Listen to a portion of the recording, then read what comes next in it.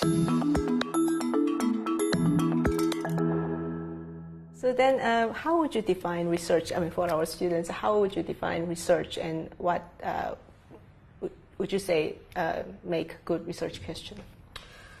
How do you define research? Very simply, it's my daughter asked me many years ago, Dad, I know you work in a university and I know you go and teach, but you also do this stuff called research. What's that? Oh, I remember that's saying, exactly the question that I'm asking. It's something like finding out stuff and telling people about it at that very simple level. So it's identifying a topic or a subject that perhaps has not been explored sufficiently well in your opinion, exploring it, making some findings, presenting those findings to an audience, usually traditionally in the form of an article, maybe a book, increasingly now obviously in different media as well. So it's a very simple definition, but I think that goes for it. The other thing I think is, particularly if you're working, like as I do, primarily with empirical material. I'm not a very theoretical researcher.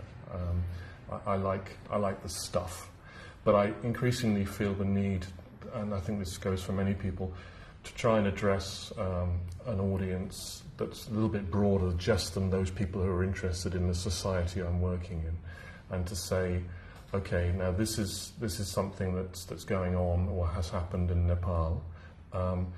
I think you need to know about it, even though you may not even know where Nepal is, because it's an example of something that, a process or a phenomenon that's going on in other societies too. And I think you can learn something from this example that may be of interest to you more broadly.